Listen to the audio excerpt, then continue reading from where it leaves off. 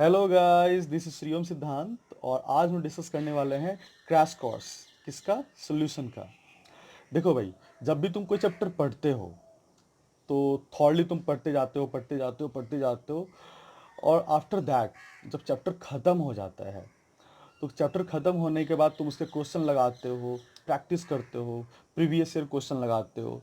सारे काम करने के बाद एक हफ्ते के बाद या 10 दिन के बाद आपके पास कुछ बच जाता है, उस चैप्टर का कुछ ऐसा पार्ट जो आपके ब्रेन में बस जाता है।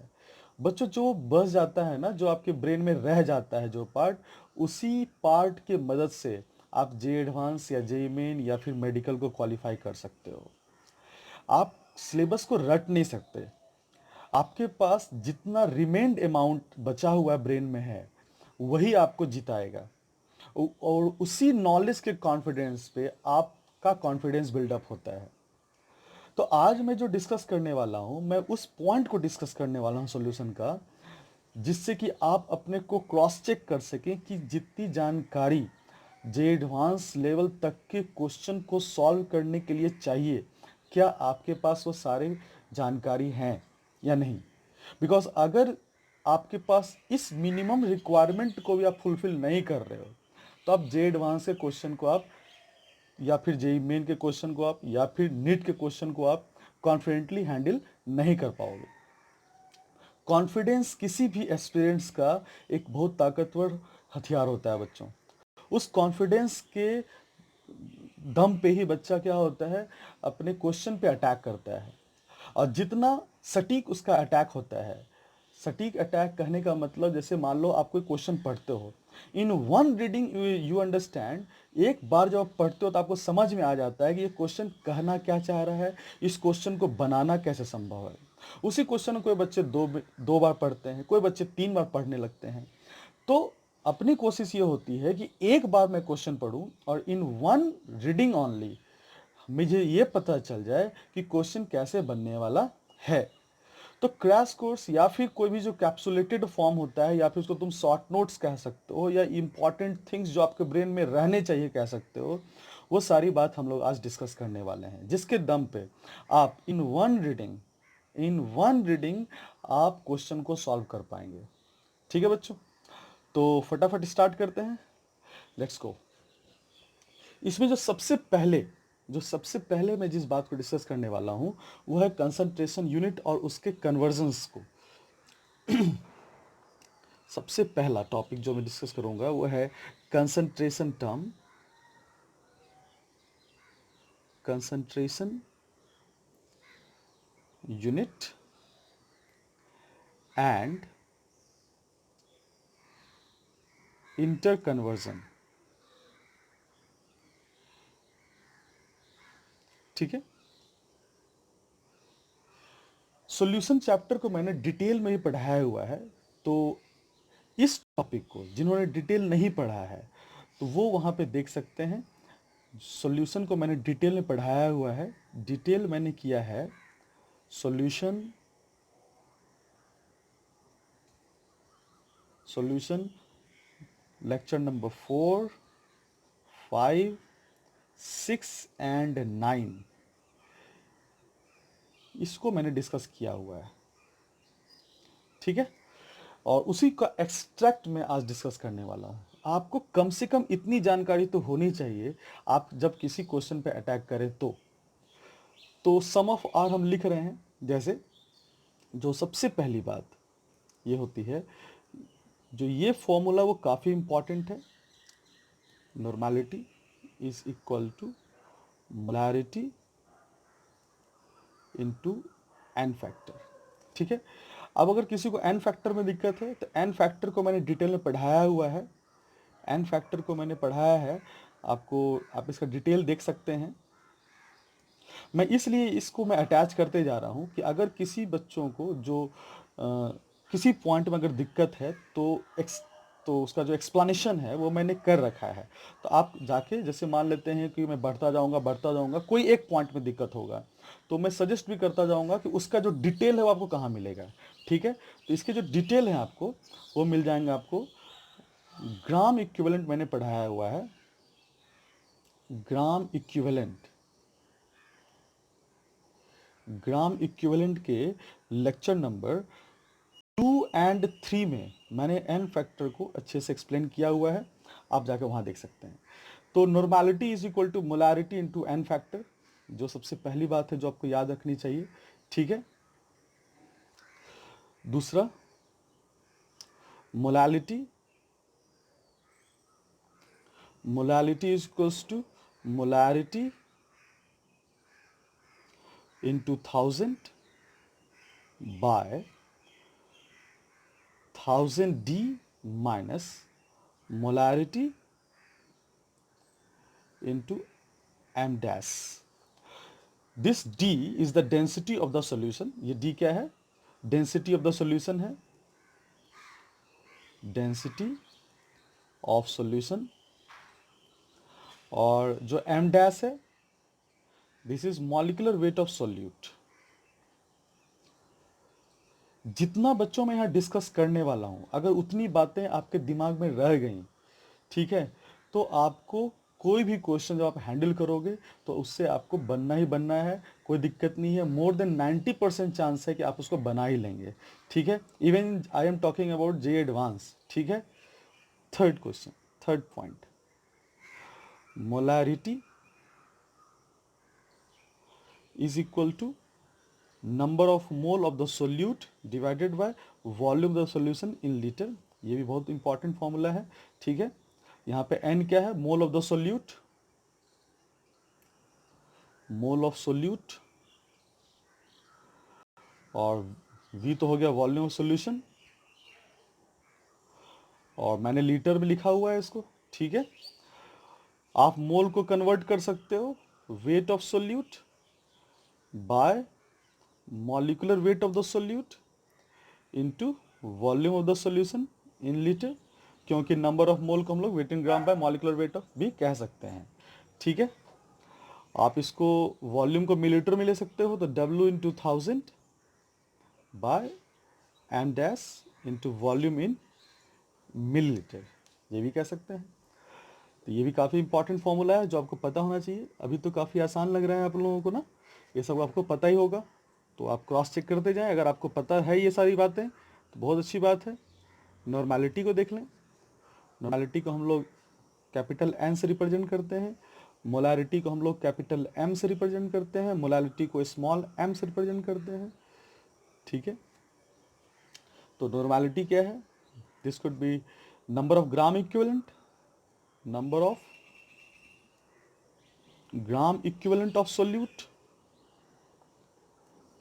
Divided by volume of solution in litre, और नंबर ऑफ ग्राम इक्विवेलेंट को आप weight in gram by equivalent weight कह सकते हैं, यानी कि weight by equivalent weight into volume in litre, where E is the E is equal to equivalent weight of solute,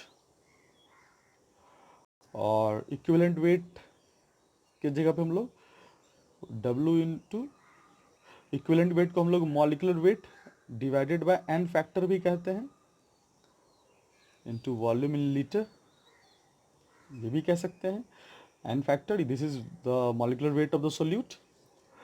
अब weight in gram by molecular weight of solute को आप number of मोल भी कह सकते हो। और ये देखो, अगर इस फॉर्मूले को देखो, this is the molarity into N factor, जो कि मैंने पहला फॉर्मूला पढ़ाया था नॉर्मेलिटी बराबर। तो यहाँ पे देखो ये चीज़ें नॉर्मेलिटी की जगह पे, नॉर्मेलिटी का जो फॉर्मेट है वो मोलारिटी की जगह पे यहाँ पे इसको इस्तेमाल कर सकते हैं ना इसको, ठीक है। तो मैंने बता रखा था उसको फर्स्ट वाले को, तो मैंने ये बताया था this is molarity into N factor. अब अगर इसको मैं मिलीलीटर में ले लूँ तो W into N factor into 1000 कर लिया जाए by molecular weight of the solute into volume of the solution in millilitre, ठीक है। ये रही बात है। पांचवी बात देखता हूँ मैं, पांचवी बात क्या है? मोलालिटी के लिए देख लेता हूँ फिर से। मोलालिटी स्मॉल m क्या होता है? Number of mole of the solute divided by weight of the solvent. यहाँ पे क्या होता है ना, थोड़ा ध्यान रखने वाला है, यहाँ वेट ऑफ द सॉल्वेंट जा रहा है, वेट ऑफ सॉल्वेंट, जिसको आपको किलोग्राम में लेना है, ठीक है, इसी को आप तोड़ सकते हो, तो नंबर ऑफ मोल को आप क्या कह सकते हो, weight in gram by molecular weight of solute into weight of solvent, weight of solvent in KG. और अगर इसको मैं ग्राम में ले लूँ तो क्या हो जाएगा, weight of solute into 1000 by molecular weight of solute into weight of solvent, weight of solvent in gram, ये हो जाता है। अब इसके बाद क्या हुआ, जैसे कि यहाँ पे तो कुछ फॉर्मूले हो गए, अब इसका देख होता है मोल फ्रैक्शन, वो देख लेता हूँ मैं। मोल फ्रैक्शन, मोल फ्रैक्शन ये भी काफ़ी इंपॉर्टेंट है, फ्रीक्वेंट है ये सब। मैं उन्हीं चीज़ों को डिस्कस कर रहा हूँ जो कि काफ़ी इंपॉर्टेंट है। यहाँ पे मोल फ्रैक्शन में सॉल्यूट के बारे में बात कर रहा हूँ। तो सबसे पहले इसमें कह सकते हैं मोल of solute, number of mole of solute divided by number of mole of solution कह सकते हैं। और इसी जगह पे हम लोग सॉल्यूशन की जगह पे क्या कह सकते हैं, number of mole of solute divided by number of mole of solute plus number of mole of solvent. और फिर इसी नंबर ऑफ मोल को आप कैसे कह सकते हैं, नंबर ऑफ मोल को वेट बाय मॉलिकुलर वेट के टर्म में आप इसको लिख सकते हैं। जैसे यहाँ पे लिखना हो तो wait of solute by molecular weight of solute, और यहाँ लिखना हो तो wait of solute bye weight of solvent bye molecular weight of solvent, और यहाँ लिखना हो तो wait of solute by molecular weight of solute. तो ये रही बातें किसकी, कंसंट्रेशन यूनिट और उसके इंटर कन्वर्जन की। अब हम लोग देखते हैं अगला, अब हम लोग देखते हैं जो सेकेंड टॉपिक है जो हमें देखना चाहिए, that is solubility. Again it is very important, तो देख लेते हैं। यहाँ पे जो मैं डिस्कस कर रहा हूँ वो इंपॉर्टेंट ही है, ये तो एक्सट्रैक्ट है सॉल्यूशन का जो आपको पता होना चाहिए। Second, this is solubility, solubility. पूरे सॉल्यूशन को पढ़ने के बाद इतना ही चीज़ तो आपको पता होनी ही चाहिए। इसके डिटेल डिस्कशन मैंने किया हुआ है, detail I discussed in solution lecture number 7 and 8 में मैंने इसको डिटेल किया हुआ है, आप देख सकते हैं जाकर के। तो सबसे पहले सॉल्युबिलिटी को हम लोग एस से रिप्रेजेंट कर देते हैं, और इसका जो पहला जो फॉर्मूला है सॉल्युबिलिटी के लिए वो है solubility is equals to maximum weight of solute, maximum weight of solute in gram divided by weight of the solvent in gram into 100। Maximum weight of solute का मतलब गिवन सॉल्वेंट में, जैसे मान लो गिवन कुछ भी दिया हो, 50 ग्राम 75 ग्राम कुछ भी दिया हो, उसमें मैक्सिमम कितना ग्राम सोल्यूट को घोला जा सकता है, ये उस अमाउंट की बात की जा रही है। ये उस अमाउंट की बात नहीं की जा रही है कितना उसमें तुमने घुलाया है, ये उस अमाउंट की बात की जा रही है जितना मैक्सिमम इसमें घुल सकता है। Because solubility is all about the concentration at the time of the saturation, इसके बारे में डिटेल में डिस्कस कर रखा है। इतनी बात आपको पता होनी चाहिए चीज़। सेकेंड जो आपको पता होना चाहिए कि सॉल्युबिलिटी कुछ और नहीं, this is the maximum molarity. किसी सॉल्यूशन का जो मैक्सिमम मोलैरिटी पॉसिबल है, this is called solubility, this is maximum molarity. ये चीज़ आपको दिमाग में होना ही चाहिए। या फिर इसको कह सकते हैं, एक अलग टर्म में आपको क्वेश्चन में लिखा रहता है कभी कभी, molarity of saturated solution, molarity of saturated solution. तो ये भी जो सीन है ये आपको याद होना चाहिए। अगर ये याद रहता है तो आपको सॉल्युबिलिटी के क्वेश्चन को सॉल्व करने में कुछ होने वाला नहीं है, कुछ भी दिक्कत होने वाला नहीं है। सॉल्युबिलिटी को डील करने के बाद एक बेसिक सा इसमें इंफॉर्मेशन आता है, जो तीसरी बात है वो होता है इंथैल्पी ऑफ सॉल्यूशन की चर्चा, del H sol, enthalpy of solution, इसको हम लोग कह देते हैं enthalpy of solution, enthalpy of solution. यानी कि जब आप सॉल्यूशन बनाते हैं तो उसमें से हीट रिलीज करेगा या हीट गेन होगा, या फिर ना हीट लॉस गेन कुछ नहीं होगा, इसकी बात। तो डेलेस सॉल्यूशन, डेलेस सॉल्यूशन को हम लोग कैसे लिख सकते हैं, this is equal to lattice enthalpy, lattice enthalpy plus hydration enthalpy. Hydration enthalpy होता है lattice enthalpy for the solute, solute solute interactions, hydration enthalpy for solvent solvent and solute solvent interactions के लिए होता है। ठीक है, तो सोल्यूट सोल्यूट इंटरेक्शंस के लिए अगर हम मान लो लैटिस इंथैल्पी को हम लोग डेल H1 से रिप्रेजेंट कर देते हैं, और बचे solvent solvent and solute solvent, तो उसको हम लोग रिप्रेजेंट कर देंगे del H2 plus del H3, इससे रिप्रेजेंट कर देते हैं। तो मैं लिख भी देता हूँ यहाँ पे वेयर। तो जिन्हें इंटरेक्शंस के बारे में पता नहीं है वो आप सॉल्यूशन 7-8 में मैंने सॉल्युबिलिटी को डिटेल पढ़ाया है, आप वहाँ पे देख सकते हैं, क्योंकि डिटेल तो जानना आपको जरूरी है ही, आपको कंप्लीट नॉलेज होना अनिवार्य है। ये जो मैं डिस्कस कर रहा हूँ this is that amount of the content जो आपके ब्रेन में 24 घंटे होने चाहिए। This is the minimum contents about solution जो आपको होना ही चाहिए। इससे कम में तो भाई आप जे एडवांस क्वेश्चन में आप नहीं कर पाएंगे, फिर आपका कॉन्फिडेंस वहाँ पे काम नहीं करेगा। तो what is del H1? This is the enthalpy of solute solute interactions. मैं लिख देता हूँ enthalpy of solute solute interaction, solute solute interaction. ठीक है, या फिर इसको आप लैटिस इंथैल्पी भी बोल सकते हो, लैटिस इंथैल्पी, इंथैल्पी जो कि इंडोथर्मिक होता है, इसकी वैल्यू क्या होती है? पॉजिटिव होती है। इंडोथर्मिक, पॉजिटिव का मतलब इंडोथर्मिक हो गया। डेल H2 क्या हो गया? Enthalpy of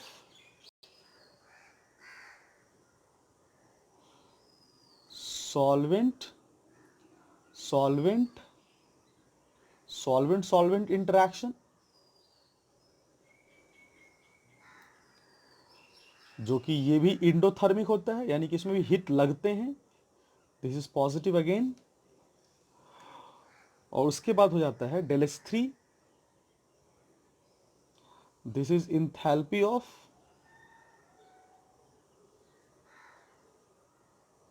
solute solvent interaction,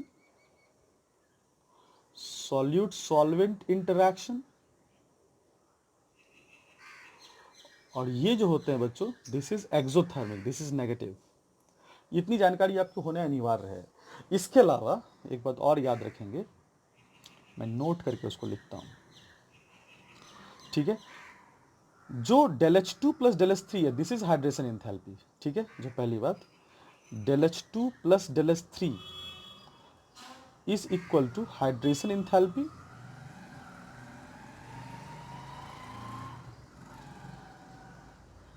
ठीक है बच्चों, और डेल H1 तो लैटिस इंथैल्पी है ही, यानी कि ये दोनों मिलकर लैटिस हाइड्रेशन इंथैल्पी हो जाएंगे, और ये दोनों मिलकर हाइड्रेशन इंथैल्पी, और ये मिलकर के हो गए, ये हो गए आपके लैटिस इंथैल्पी।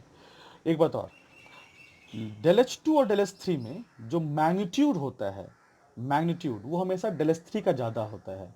यानी कि जब वैल्यू, क्योंकि ये तो नेगेटिव है ये पॉजिटिव है, तो अपने को पॉजिटिव नेगेटिव से मतलब नहीं है, I am just talking about the magnitude value, है ना। तो हम कह रहे हैं कि जो डेल H3 की जो वैल्यू होती है, डेल H3 की जो वैल्यू होती है ऑलवेज ग्रेटर देन होती है डेल H2 से, ऑलवेज। ठीक है, तो इसका मतलब क्या हो गया, सॉल्यूट सॉल्वेंट इंटरेक्शंस में जितनी एनर्जी निकलेगी वह हमेशा सॉल्वेंट सॉल्वेंट इंटरेक्शन में जितनी एनर्जी लगेगी उससे ज़्यादा होती है। अगर डेल H3 की वैल्यू डेल H2 से हमेशा ज़्यादा होगी, इसका मतलब हाइड्रेशन इंथैल्पी तो रिलीज ही करेगा, निगेटिव ही होगा। यानी कि जो हाइड्रेशन इंथैल्पी होगी, यानी कि क्योंकि इसकी वैल्यू ज़्यादा है तो हाइड्रेशन इंथैल्पी भी क्या हो जाएगा हमेशा, दिस इज ऑलवेज एक्सोथर्मिक। तो इसकी वैल्यू आपको हमेशा नेगेटिव में ही आनी है, क्योंकि डेल H3 अपना माइनस लेकर के आएगा और डेल H2 अपना प्लस लेकर के आएगा। इसकी वैल्यू ज़्यादा होगी, इसकी वैल्यू कम होगी, तो नेट वैल्यू नेगेटिव हो जाएगी, यानी कि हाइड्रेशन इंथैल्पी इज नेगेटिव। इसका मतलब एक्सोथर्मिक, हीट रिलीज करेगा। ठीक है, चलो अगली बात, चौथी बात, डेल H सॉल्यूशन के लिए बात कर रहा हूँ। डेल H सॉल्यूशन का जो वैल्यू है वो ज़ीरो हो जाता है मान लो। तो ज़ीरो कब होगा? जब आपका जो ये था लैटिस एंथैल्पी और हाइड्रेशन एंथैल्पी क्या हो जाए, जब लैटिस एंथैल्पी ये तो आपका पॉजिटिव है, ये वैल्यू पॉजिटिव है, यहाँ से यहाँ ये वैल्यू आपकी पॉजिटिव है और ये वैल्यू आपकी नेगेटिव है। जैसा कि मैंने बताया हाइड्रेशन एंथैल्पी इज नेगेटिव और लैटिस एंथैल्पी इज पॉजिटिव। और अगर ये दोनों मिल करके जीरो हो जाते हैं, that is del H sol zero. ठीक है, इसका मतलब क्या है? Lattice enthalpy is equal to hydration enthalpy, है ना।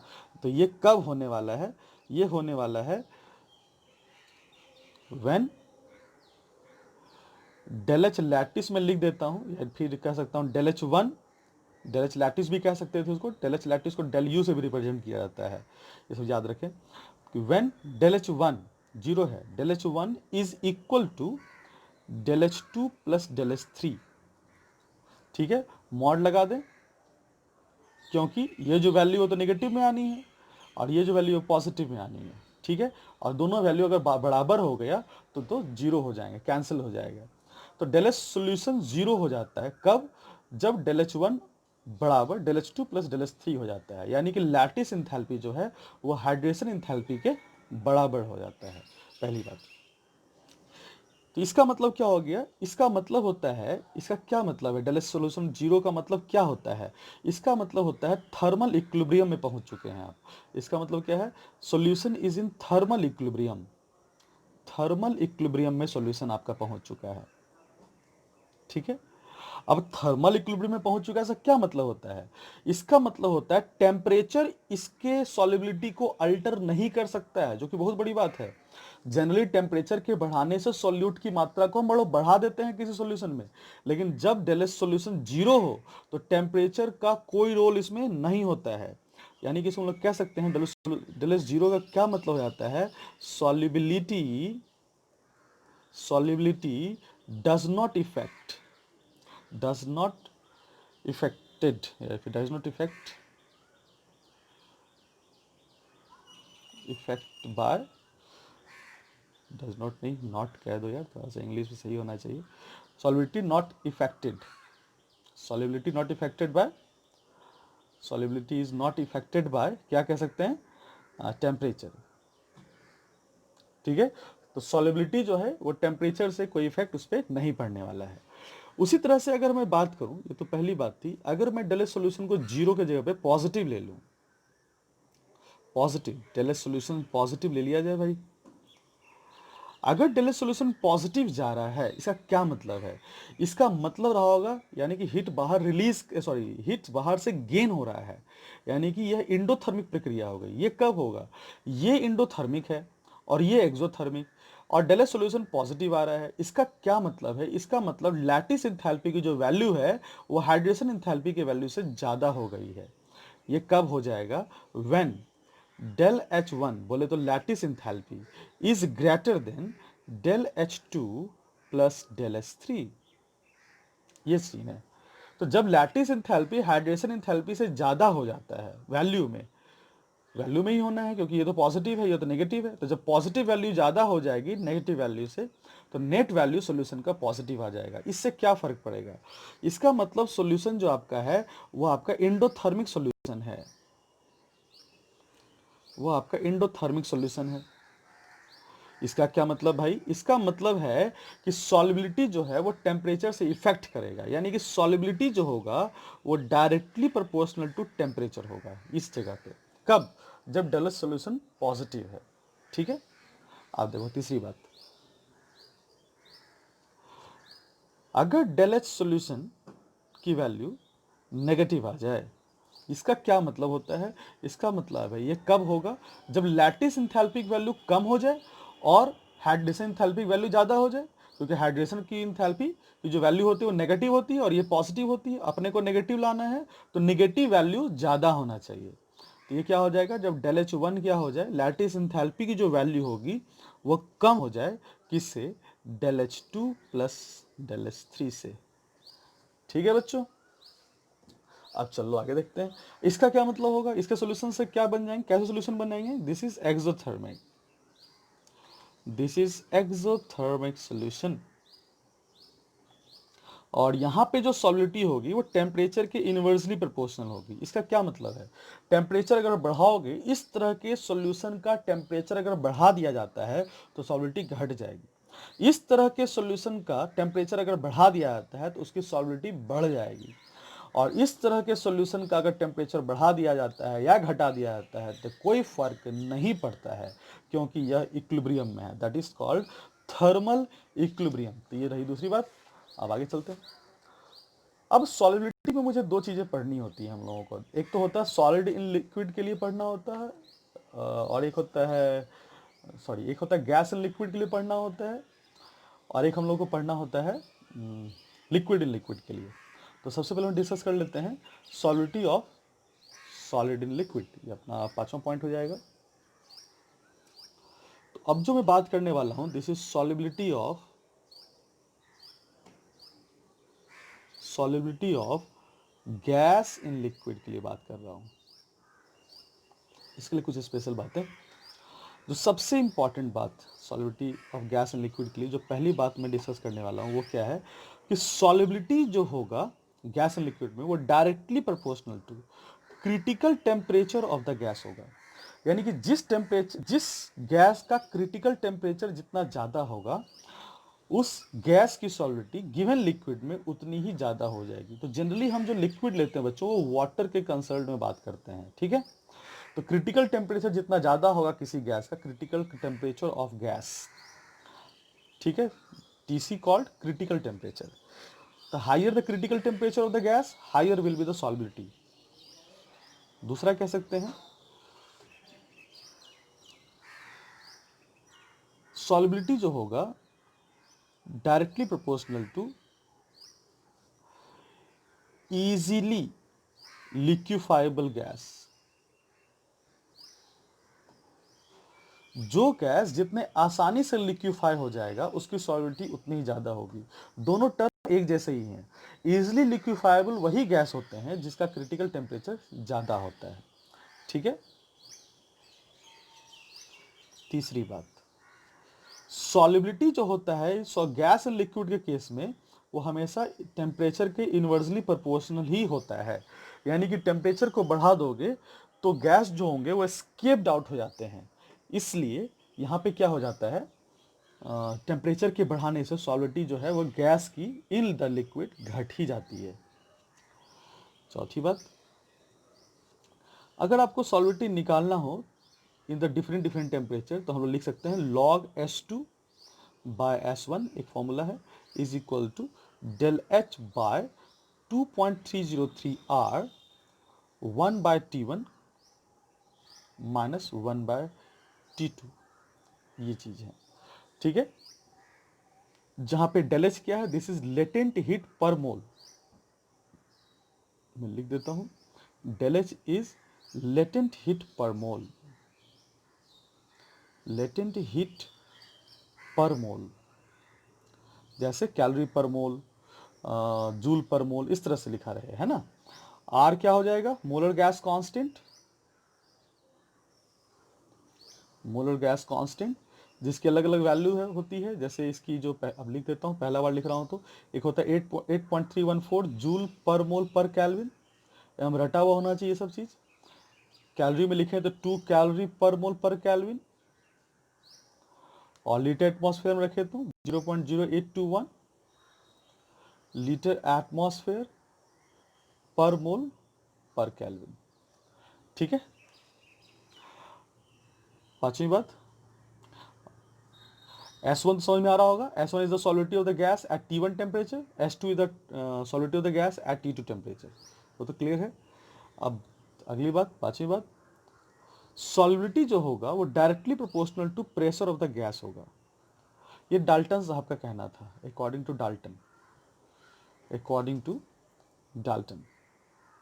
डाल्टन ने बताया था कि भाई अगर गैस का प्रेशर बढ़ा दोगे तो वह गैस उस लिक्विड में उतना ही ज़्यादा घुल जाएगा कंप्रेस करने पे। छठी बात, हेनरी साहब ने इसको, ये तो क्वालिटेटिव एनालिसिस था जिसको डाल्टन ने किया था। अभी क्या होता है quantitative analysis, perfect value. Partial pressure of gas अगर मान लेते हैं P है, this will be equal to KH of X gas. जानते होगे तुम लोग, इसको हम लोग अकॉर्डिंग टू हेनरीज लॉ कह सकते हैं, अकॉर्डिंग टू हेनरीज लॉ। ठीक है, जहां पे आपको बता दें वेयर के एच क्या है, this is Henrys constant, Henrys constant. और एक्स गैस क्या हो गया, मोल fraction of gas in the liquid या फिर इन the solution, mole fraction of the gas in liquid phase या फिर सॉल्यूशन फेज भी कहते हैं बच्चों इसको हम लोग। और पी गैस तो तुमको पता है, partial pressure of the gas, partial pressure of gas. ठीक है, और अगर तुम ग्राफ बनाना चाहो जैसे ग्राफ भी बना सकते हैं हम लोग, जैसे यहाँ यही बना देता हूँ मैं graph, P gas versus X gas का graph. This is straight line with angle theta, slope ले रहे हैं, तो यहाँ पे अगर स्लोप निकाल लो, स्लोप यानी कि m, जिसके लिए भी टेन थीटा होता है। ठीक है, और यहाँ पे जो वैल्यू हो जाएगी टेन थीटा की वैल्यू, वो के एच की वैल्यू हो जाएगी, क्योंकि टेन थीटा क्या निकलेगा, P gas by X gas, and P gas by X gas, P gas by X gas क्या हो जाएगा, के एच हो जाएगा। तो ये आपको पता होना चाहिए। उसी तरह से एक ग्राफ और बना सकते हैं, इसको लॉग के टर्म में ला सकते हैं। अगर यहाँ पे मैं लॉग लगा दूँ दोनों साइड, तो लॉग पी एक्स बराबर log K H plus log X gas हो जाएगा ये। ठीक है, तो इसको लिख सकते हैं हम लोग इस तरह से। एक ग्राफ और बनाते हैं,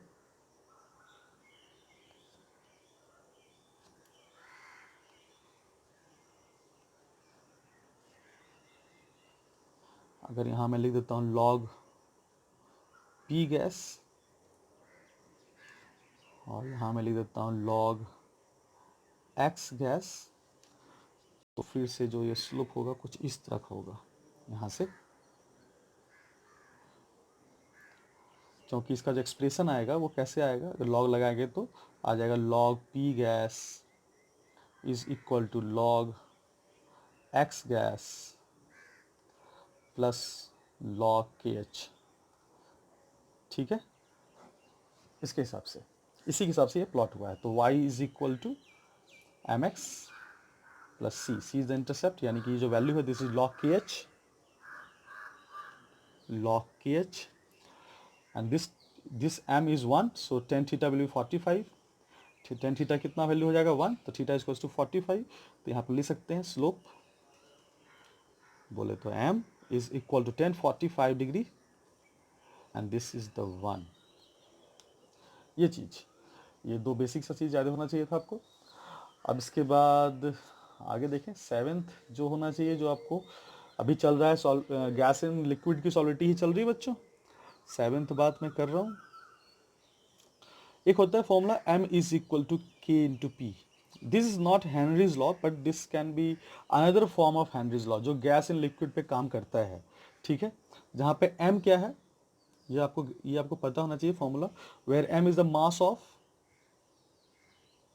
मास of gas dissolved in the liquid, और P is the pressure of gas, और K is बस कांस्टेंट है, this is not Henrys constant, this is proportionality constant, this is not Henrys constant. ठीक है, तो आगे बढ़े।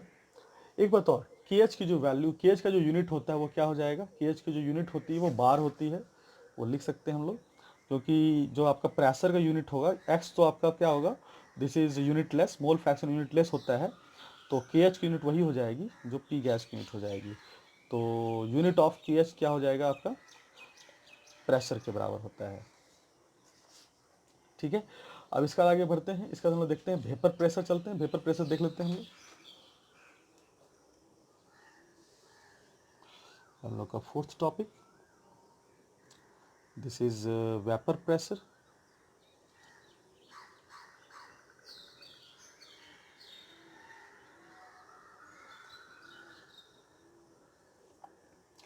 इसका जो डिटेल डिस्कशन मैंने किया हुआ है, डिटेल इन सॉल्यूशन, इसको मैंने किया था 11th टॉपिक में, 11th एंड 12th में किया था इसको मैंने। सिलेबस आप देख सकते हैं, डिटेल डिस्कशन उसको। और देखें यहाँ पे इसमें क्या इंपॉर्टेंट बातें जो हम लोग को जाननी चाहिए। जो पहली बात है वो क्या है, तो पहली बात तो ये है कि वेपर प्रेशर जो है, वीपी में लिख रहा हूँ शॉर्टकट में, वेपर प्रेशर को, ये लिक्विड के अमाउंट और कंटेनर के साइज पे डिपेंड नहीं करता है। Does not depend upon amount of liquid and size of container।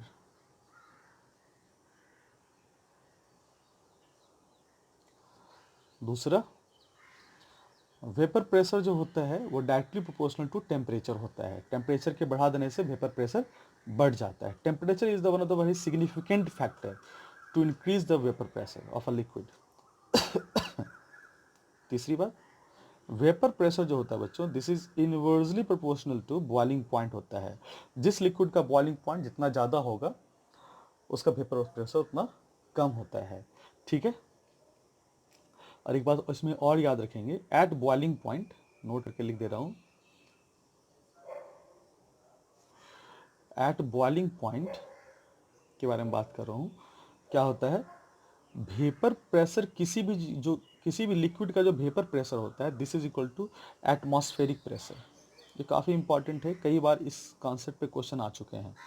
Atmospheric pressure, and this could be in general 1 atm, या फिर उसको 760 mm ऑफ HGB कह सकते हैं।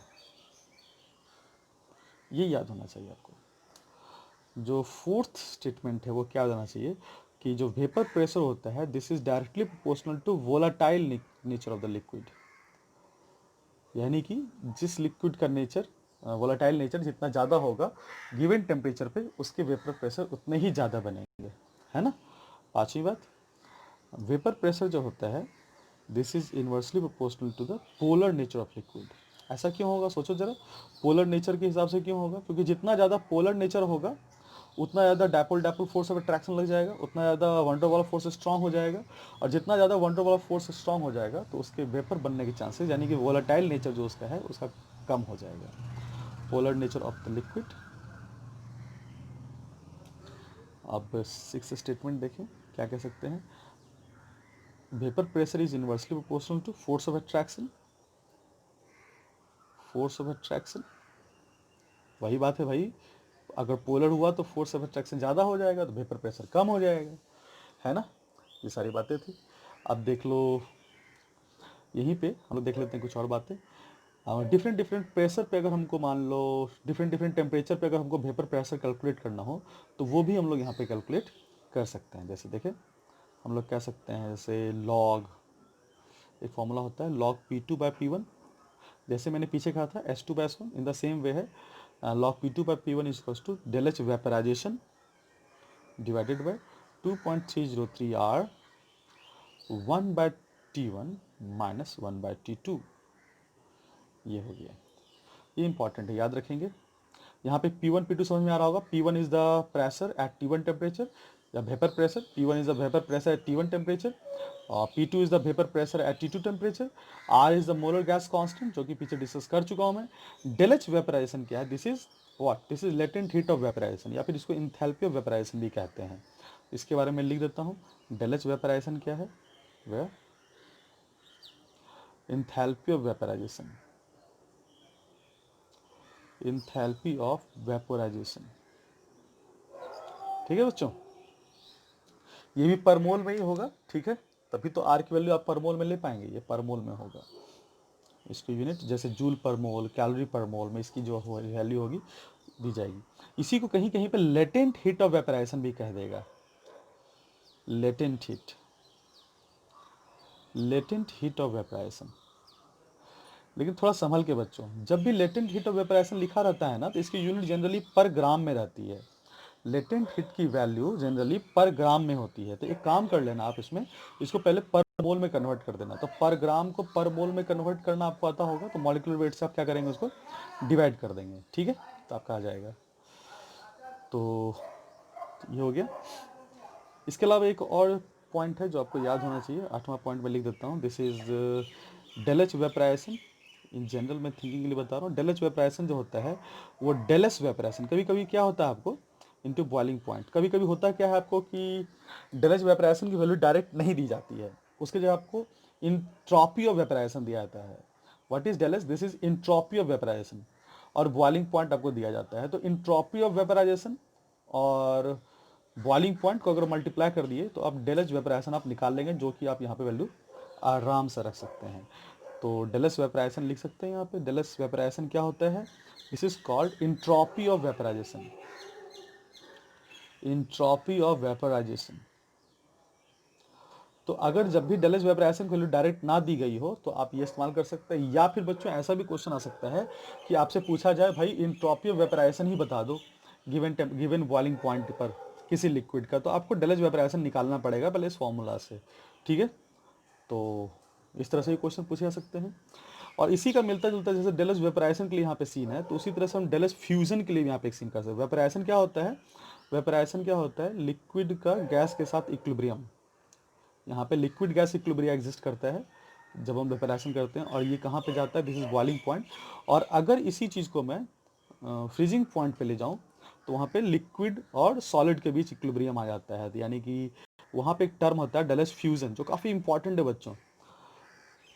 यहाँ पे जो भी मैं डिस्कस कर रहा हूँ आज के क्लासेस में, या फिर जिसको क्रैश कोर्स कह रहे हो तुम लोग, है ना, तो उसमें जो भी मैं डिस्कस कर रहा हूँ वो सब काफ़ी इंपॉर्टेंट है। इतनी जानकारी आपको इस चैप्टर की होनी ही चाहिए कि आप एक अच्छे क्वेश्चंस के ऊपर अटैक कर पाओ, ठीक है। ये कब होगा? जब लिक्विड और सॉलिड के बीच इक्विलिब्रियम आएगा, है ना। और ये कब आता है? फिर जब फ्रीजिंग पॉइंट पे होता है। तो इस तरह से क्वेश्चन होता है, जो उसको हम लोग देख लेते हैं। बस इससे लिंक्ड ये था, इसलिए मैंने इसको बता दिया। और डेल एच फ्यूजन क्या हो जाएगा? Entropy of fusion. लिख सकते हैं डेल एच फ्यूजन क्या हो जाएगा? This is entropy of fusion, ठीक है। अब वेपर प्रेशर में हम लोग दो टॉपिक पढ़ना होता है। एक होता है लिक्विड इन लिक्विड सॉल्यूशन के लिए वेपर प्रेशर पढ़ना होता है, और एक हम लोग को पढ़ना होता है सॉलिड इन लिक्विड के लिए। तो हम लोग वन बाय वन देख लें। सबसे पहले वहाँ पे हम लोगों ने 9 पॉइंट डिस्कस कर रखा था। 10th पॉइंट पे मैं जो आ रहा हूँ वो ये है, for liquid in liquid solution के बारे में बात कर रहा हूँ। स्पेशल टॉपिक है for liquid in liquid solution, यानी कि यहाँ पे सॉल्यूट भी लिक्विड है और सॉल्वेंट भी लिक्विड है। जब भी किसी क्वेश्चन में लिक्विड इन लिक्विड की बात की जाती है, इसका मतलब दोनों लिक्विड वोलेटाइल नेचर के होते हैं, यानी कि दोनों अपना अपना वेपर बनाएंगे, ठीक है बच्चों। तो इसमें जो सबसे पहला जो एक्सप्रेशन आ रहा है वो है रॉल्स लॉ, जो आपको पता होना चाहिए। जो मैं पहली बात इसमें बताना चाह रहा हूँ, दिस इज रॉल्स लॉ। वो क्या होता है कि partial pressure of the liquid या vapour pressure of the liquid जो कहो is equal to the partial pressure of the liquid in the pure form multiplied by the mole fraction of that liquid in the solution phase. This is called Raoult's law. According to Raoult's law, ये सारी बात जो मैंने है discuss कर रखा है solution 11th और 12th चैप्टर में टॉपिक में ये डिस्कस कर रखा है, तो आप देख ले। तो दिस इज रॉल्ट्स लॉ। यहाँ पे पी लिक्विड के बारे में पता है। P liquid is what? This is vapour pressure of the liquid. What is P? Where कर देता हूँ मैं, इसको लिख देता हूँ मैं। पी लिक्विड क्या है? This is vapour pressure of that liquid. That liquid बोले तो भाई सॉल्यूशन में तो एक से ज़्यादा लिक्विड है, तो जिस लिक्विड का आपका वेपर प्रेशर निकालना है उसके बारे में बात कर रहा हूँ। Vapour pressure of that liquid, है ना, इन सॉल्यूशन, ठीक है, ठीक है। दूसरी बात होता है इन सॉल्यूशन फॉर्म, जब वह सॉल्यूशन के फॉर्म में हो। और हो जाता है एक होता है P not liquid. P not liquid का मतलब क्या होता है? Vapour pressure of that liquid in pure form. ये सॉल्यूशन फॉर्म में है और ये प्योर फॉर्म में है। इसका कहने का मतलब क्या है कि लिक्विड का प्रेशर जब सॉल्यूशन के फॉर्म में हो तब, और ये है लिक्विड का प्रेशर जब वो प्योर फॉर्म में हो तब, है ना, ये याद रखना है। This is x liquid, this is mole fraction of the liquid, mole fraction of that liquid कहने का मतलब वह लिक्विड जिसके बारे में बात करने वाले हैं आप लोग, मोल fraction of that liquid in solution phase, जो घुला हुआ है सॉल्यूशन में उसके बारे में बात कर रहा हूं। तो ये काफी इंपॉर्टेंट फॉर्मूला है, फ्रीक्वेंट यूज होता है। अब चूंकि जो अपना सॉल्यूशन है बच्चों ना, वो बाइनरी सॉल्यूशन है, यानी कि जहां भी डिस्कस करेंगे दो कंपोनेंट ही होंगे सॉल्यूशन के, एक होते हैं सॉल्यूट, एक होते हैं सॉल्वेंट जनरली। तो फॉर बाइनरी सॉल्यूशन के लिए बार थोड़ा डिटेल करता हूं मैं तुमको। For binary solution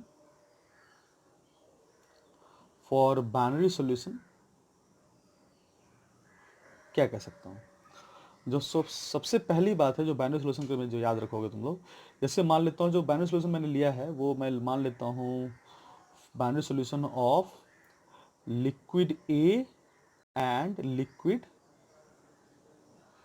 liquid B के बारे में बात कर रहा हूं। ये मान लो अपना टॉपिक है, ठीक है। तो जो सबसे पहली बात, लिक्विड ए का जो प्रेशर होगा in the solution form is equal to liquid A का pressure in the pure form into the mole fraction of the liquid in the solution phase. और इसी से मिलता जुलता कह सकते हैं। एंड पीबी क्या हो जाएगा इसी से हिसाब से, PB naught into X B, P A equal to P A not into X A और P B equal to P B not into X B. ये सारी बातें आपके दिमाग में एकदम 2400 घंटे के हिसाब से होनी चाहिए, है ना। मतलब ये तो बचा हुआ, जितनी बात मैं पढ़ा रहा हूँ ये तो आपके दिमाग में बचा हुआ होना ही चाहिए, ठीक है। This is a minimum amount of knowledge you must have to crack JEE और मेडिकल जो वॉट एवर, ठीक है। तो अब इसके बाद देख लें, दिस इज पीएस बोले तो सॉल्यूशन का प्रेशर, और पीटी। तो ये जो स्टेटमेंट लिखा था अकॉर्डिंग टू रॉल्स लॉ, ये किसके हिसाब से लिखा था मैंने, अकॉर्डिंग टू रॉल्स लॉ,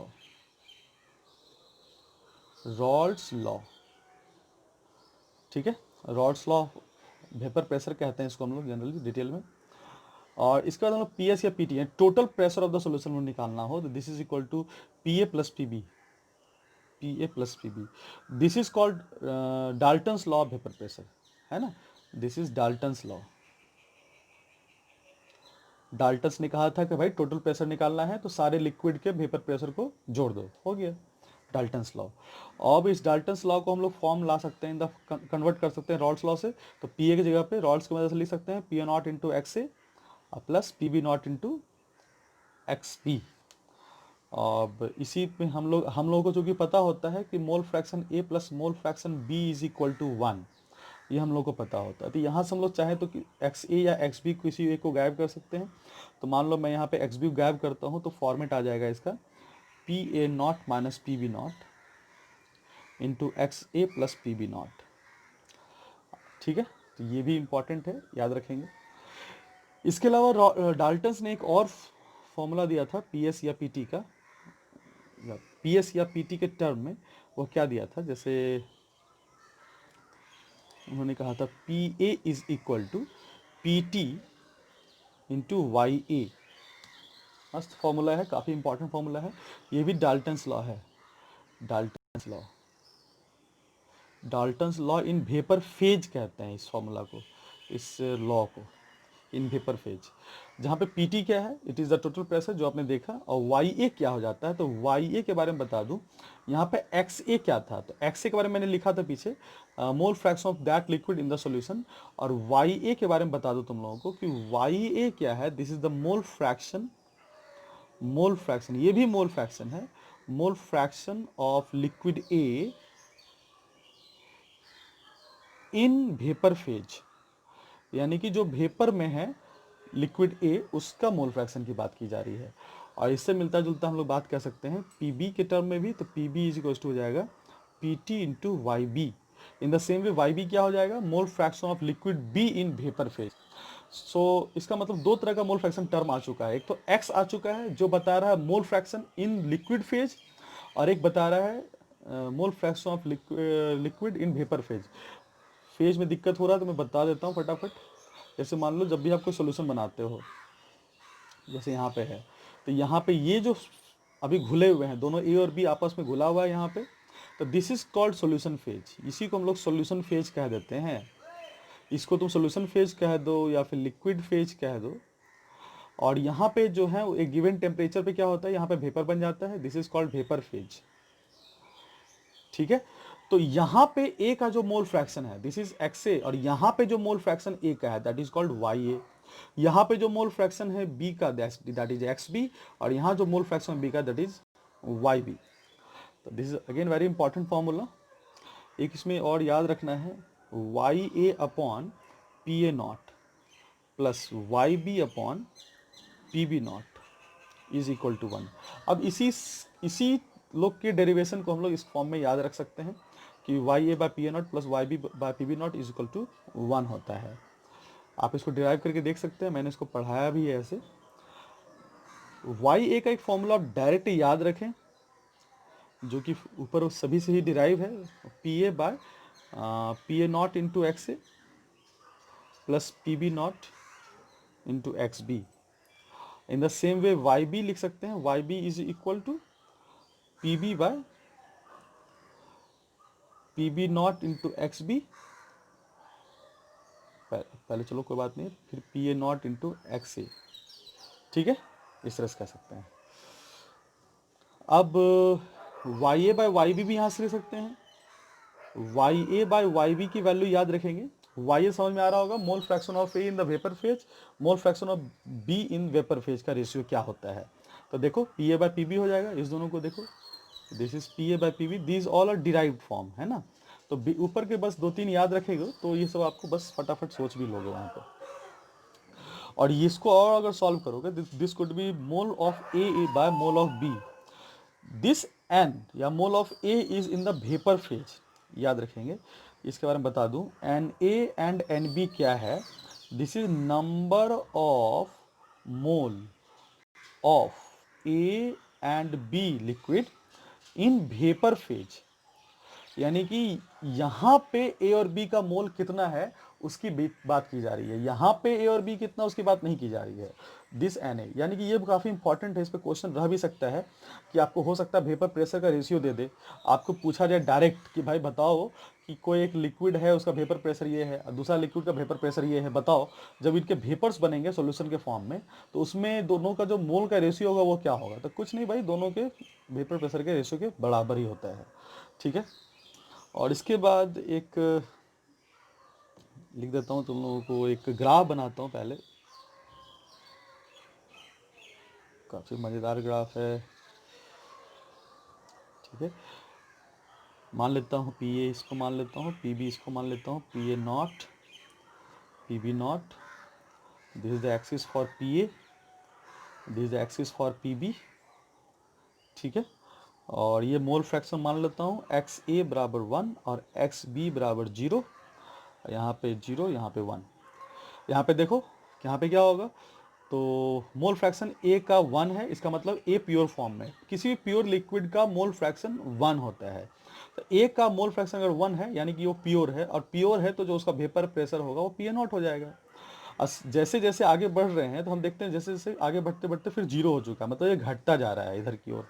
इसका मतलब वेपर प्रेशर भी ए का घटता जाएगा, और बी का देखो वैल्यू बढ़ता जा रहा है, और बी भी लिक्विड है इसलिए बी का वेपर प्रेशर भी बढ़ता जाएगा, और चूंकि यहाँ 1 हो गया तो ये प्योर फॉर्म के बराबर हो जाएगा।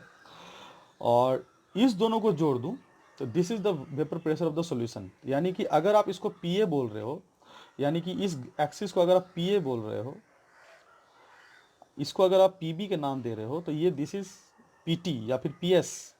ठीक है, जैसे मैं बात करूं, जैसे मान लो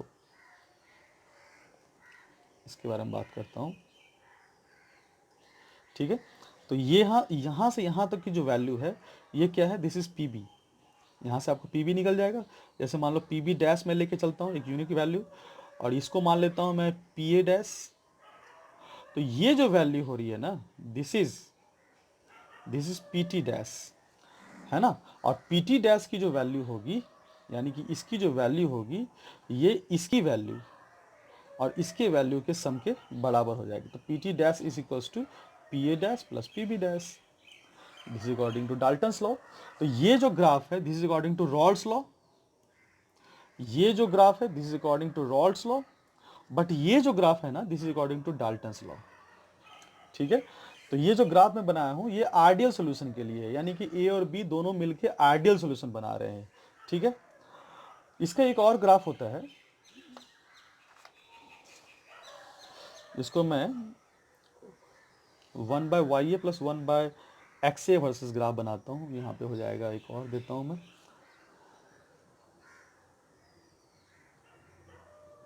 अगर 1/ya ग्राफ वर्सेस 1/xa बना दें, यानी कि mole fraction of the liquid A in vapour phase और mole fraction of A in liquid phase के रिस्पेक्ट में ग्राफ बना रहे हैं, उनके इन्वर्स के लिए। तो क्या हो जाएगा, तो ग्राफ हो जाता है, इसको मैंने डिराइव कर रखा है ऐसे डिटेल में, आपको बस मैं ग्राफ बना के दिखा रहा हूँ। तो दिस कुड बी थीटा, और ये जो इंटरसेप्ट होगा, इस इंटरसेप्ट की वैल्यू जो है, मान लो अभी सी कह देते हैं, और इस सी की जो वैल्यू होगी, this could be P A not minus P B not by P A, ये याद रखेंगे। ठीक है, और इसका जो स्लोप होगा एम, स्लोप यानी कि एम, इसका जो वैल्यू होगा, this could B tan theta, तो होना ही है, और इसकी जो वैल्यू हो जाएगी P B not by P A not, P B not by P A not.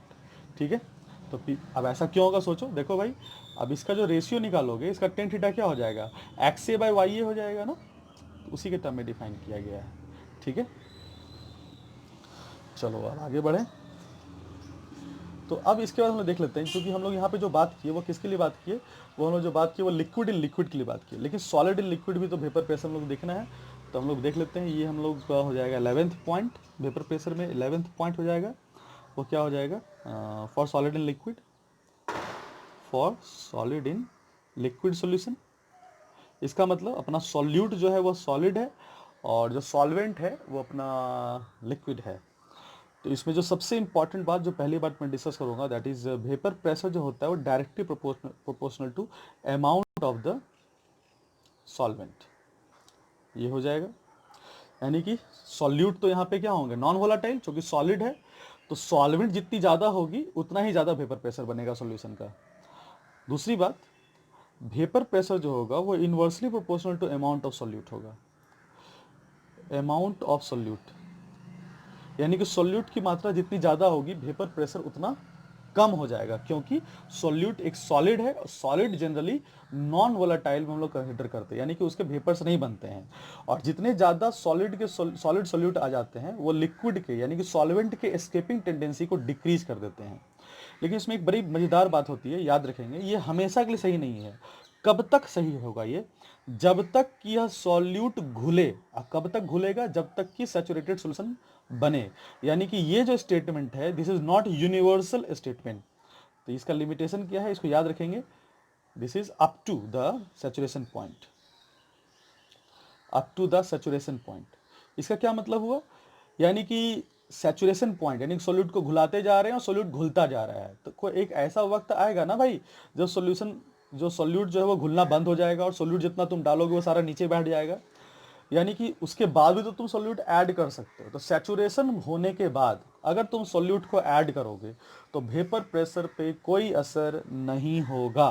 फिर से बोल रहा हूँ, सैचुरेशन के आने के बाद सॉल्यूट अगर फर्दर ऐड किया जाएगा तो वेपर प्रेशर में किसी तरह का कोई इफेक्ट नहीं होगा, क्योंकि इफेक्ट तभी होता है जब सॉलिड सॉल्यूट लिक्विड में घुले, और सैचुरेशन के बाद वह लिक्विड में घुलता नहीं है, वो क्रिस्टलाइज होकर के नीचे सेटल कर जाता है, बैठ जाता है, वह सॉल्यूशन का हिस्सा नहीं रहता है, इसलिए वह सॉल्वेंट को एस्केप करने से रोक नहीं सकता है, इसलिए वेपर प्रेशर पे कोई फर्क नहीं पड़ता है। Up to the saturation point this must be remembered. ठीक है भाई, चलो तीसरी बात, वेपर प्रेशर जो सॉल्वेंट का होता है ना बच्चों, ये ज़्यादा होता है वेपर प्रेशर ऑफ सॉल्यूशन, होना ही चाहिए, क्योंकि सॉल्यूट जैसे जैसे डालोगे तो वैसे वैसे क्या होगा, सॉल्वेंट के एस्केपिंग टेंडेंसी घट जाती है। अब सॉल्वेंट के एस्केपिंग टेंडेंसी घट जाती है, इसका मतलब सॉल्यूशन जो है उसका वेपर प्रेशर कम हो जाएगा। वेपर प्रेशर सॉल्वेंट को हम लोग पी नॉट से रिप्रेजेंट कर देते हैं, और वेपर प्रेशर सॉल्यूशन को हम लोग पी एस से रिप्रेजेंट कर देते हैं। ठीक है, रिप्रेजेंटेशन है, यानी कि पी नॉट की वैल्यू पी एस की वैल्यू से हमेशा ज़्यादा ही होगी। कब? सॉलिड इन लिक्विड सॉल्यूशन के केस के लिए। अब यहाँ पे भी एक ग्राफ बना सकते हैं ना हम लोग, चलो बनाते हैं। तो यहाँ पे भी उसी तरह से ये मान लेते हैं पी ए का अपना एक्सिस है, this is will be P A not. अब पी बी तो यहाँ पे होगा नहीं ना बच्चों, क्योंकि बी अपना मान लेते हैं सॉल्वेंट सॉल्यूट है, तो ए इज सॉल्वेंट मान रहा है मैंने, और बी जो माना मैंने बच्चों this is solute, this is solid ना, ये सो कि सॉलिड है इसलिए इसका वेपर बनेगा नहीं, इसलिए इस बार पी बी डिफाइन नहीं हो रहा है। ठीक है, तो ये मान लो पी ए नॉट है, और यहाँ पे एक्स ए की वैल्यू मैंने मान लिया 1 और एक्स बी की वैल्यू मान लिया 0, इसका मतलब ये प्योर फॉर्म में है। और जैसे जैसे आगे बढ़ेंगे फिर ये हो गया 0, ये हो गया 1, यानी कि जैसे जैसे आगे बढ़ेंगे ये हो जाएगा फाइनली 0, यानी कि मोल फ्रैक्शन जब 1 यानी सॉल्वेंट का खत्म हो गया, वह 0 हो गया, इसका मतलब वो तो सॉल्यूट है, यानी कि वह सॉलिड है, उसमें कोई वेपर नहीं होगा, तो इसमें बस यही एक एक्सिस होंगे, और यही जो एक्सिस है वो सॉल्वेंट का वेपर प्रेशर, यानी कि ए का वेपर प्रेशर जो है वही कहलाएगा सॉल्यूशन का वेपर प्रेशर। ठीक है, तो याद रखिए इस बात को, तो इस बात को यहाँ पे याद रखना है कि वेपर प्रेशर ऑफ सॉल्यूशन जो होता है वो कुछ और नहीं, vapour pressure of the solvent in the solution होता है। सॉल्यूशन में जो सॉल्वेंट है उसका जो वेपर प्रेशर होता है वही सॉल्यूशन का वेपर प्रेशर होता है, जबकि लिक्विड लिक्विड हमने पढ़ा था कि वेपर प्रेशर सॉल्यूशन का जो होता है वो सॉल्यूट और सॉल्वेंट दोनों के वेपर प्रेशर के सम के बराबर होता है, जो डाल्टन साहब ने कहा था। तो इस बात को मैं लिख देता हूँ, तो यहाँ पे एक क्रूशियल सी बात है, इसको याद रखेंगे कि वेपर प्रेशर ऑफ सॉल्यूशन जो होगा, यानी कि पीएस की जो वैल्यू होगी वो बराबर होती है vapour pressure of solvent in the solution. ठीक है, क्योंकि भाई सॉल्यूशन में जो वेपर बनाने वाला है वो तो बस सॉल्वेंट ही है, तो सॉल्यूशन के फॉर्म में जब सॉल्वेंट आता है तो वह जितना वेपर प्रेशर बना पाता है वही सॉल्यूशन का वेपर प्रेशर कहलाता है। सो इसी, तो दिस इज पी ए। ठीक है, अब यहाँ पे एक रॉल्स लॉ आता है फिर से, तो वो था Rawls law of vapour pressure ना था, और यहाँ पे जो आ रहा है वो Rawls law of R L V P कहते हैं। अभी मैं कॉलिगेटिव प्रॉपर्टी जब मैं डिस्कस करूंगा तो वहाँ भी मैं बताऊंगा। तो P not minus P S, बस फॉर्मूला में लिख देता हूँ, बाद में इसको मैं बाद में लिखता हूँ। तो P not minus P S by P not is equal to mole fraction of solute होता है, और मोल फ्रैक्शन आपको निकालने आता है। तो पी नॉट आपको पता है, this is the vapour pressure of the pure solvent, this the vapour pressure of the solution, या फिर vapour pressure of the solvent in the solution phase, and this the vapour pressure of the pure solvent. ठीक है, ठीक है, एक और formula मैं बता दूं यहीं पे, P not minus P S by P S is equal to mole of solute by mole of solvent होता है। बड़ा यूजफुल फॉर्मूला है बच्चों ये। यहाँ पे होता क्या है, कभी कभी आपको सॉल्यूट और सॉल्वेंट का जो सम होता है ना वो कभी कभी बराबर नहीं होता है, सॉरी कंपैरेबल नहीं होता है, यानी कि इसकी वैल्यू काफ़ी छोटी हो जाती है, इसकी वैल्यू काफ़ी बड़ी हो जाती है। तो उस केस में अगर आपको परफेक्ट वैल्यू चाहिए होता है तो ये फॉर्मूला आपको काफ़ी काम करेगा। तो ये वैल्यू आप याद रखिए, क्योंकि मोल फ्रैक्शन में आप क्या करोगे, देखो जरा ध्यान दो, क्यों मैंने ये बता दिया। तो यहाँ क्या करोगे, mole fraction mole of solute bye mole of solute plus mole of solvent कहोगे, ये कहोगे ना बच्चों। अब यहाँ पे दोनों को सम करना पड़ेगा। अब यहाँ पे सम करने का कोई टेंशन नहीं है। अब यहाँ पे सम करोगे, ये वैल्यू मान लो काफ़ी छोटी हो गई, तब तो कोई दिक्कत नहीं है, आप यहाँ पे नेग्लेक्शन लगा लोगे, आप कम यहाँ पे बोलोगे इस दोनों को मिलाकर मैं इसी के बराबर कर देता हूँ, यानी कि इसको नेग्लेक्ट कर सकते हो। तो यहाँ पे थोड़ा सा कैलकुलेशन थोड़ा लेंदी हो सकता है, बट इस केस में कैलकुलेशन लेंदी नहीं होगा, और अगर यहाँ पे इस दोनों के जगह पे बस यही लिए तो आंसर जो है वो अप्रोक्सीमेशन में चला जाएगा, यहाँ पे जो होगा वैल्यू परफेक्ट निकलेगा। तो this is the very useful formula है ना। चलिए उसके बाद 4 पॉइंट हो गया, 5वां पॉइंट देखते हैं। तो ये है Rawls law of R L V P, है ना, ये भी रॉल्स लॉ है, this is Rawls law of R L V P, Rawls law of R L V P बोले तो relative lowering of vapour pressure. ठीक है, मैं कॉलिगेटिव प्रॉपर्टी में फिर से इसको बताऊंगा, एक बार डिस्कस कर दूंगा मैं इसको। अगली बात देखो, अगली बात याद रखना, इंट्रॉपी का ऑर्डर आप लोगों से कभी कभी पूछा जाता है। इंट्रॉपी या इंट्रॉपी बोले तो रैंडमनेस, इंट्रॉपी का ऑर्डर आपसे पूछा जाता है। तो सबसे ज़्यादा इंट्रॉपी यानी कि रैंडमनेस कह सकते हैं, और रैंडमनेस रैंडमनेस जो होता है वो किस में होता है? सबसे ज़्यादा रैंडम वेपर होता है किसी भी सॉल्यूशन का। जब वेपर होता है तो सॉल्यूशन चूंकि यहाँ पे सॉलिड लिक्विड है तो वेपर में आपके पास सॉल्वेंट ही आएंगे, तो वेपर का रैंडमनेस सबसे ज़्यादा होगा। उसके बाद सॉल्यूशन का रैंडमनेस होता है और उसके बाद सॉल्वेंट का माना जाता है और उसके बाद सॉल्यूट का। सॉल्यूट भाई सॉल्यूट तो सॉलिड है, इसका रैंडमनेस तो काफ़ी काफ़ी नेग्लिजिबल होगा। तो सॉल्वेंट और सॉल्यूशन में बस यहाँ याद रखना है। तो सॉल्यूशन जनरली होते क्या दिमाग में लोग क्या बोलता है कि सॉल्वेंट जो होता है उसकी रेंडमनेस लोग ज़्यादा बोल देते हैं, ऐसा नहीं है। सॉल्यूशन की रेंडमनेस ज़्यादा होती है, सॉल्वेंट की कम होती है। इसको मैंने एक्सप्लेन कर रखा है। आगे बढ़ते हैं 6th पॉइंट पे। डेलस फ्यूजन का ऑर्डर पूछा जा सकता है या फिर डेलस फ्यूजन के बारे में बात किया जा सकता है कि डेलस फ्यूजन या फिर डेलस वेपराइजेशन को बताइए किसका ज़्यादा किसका बराबर होगा। तो याद रखेंगे सॉल्वेंट का जो डेलस फ्यूजन होता है वो बराबर होता है वो सॉल्यूशन के डेलस फ्यूजन से। याद रखिएगा क्यों कि ऐसा होता है इसके बारे में मैंने बता रखा है। ठीक है, due to the same kind of interactions between the solvent and interaction between solute and solvent, ऐसा इसलिए होता है आइडियल सोल्यूशन होने के कारण। ठीक है, उसी तरह से वेपर प्रेशर का भी ऑर्डर होता है।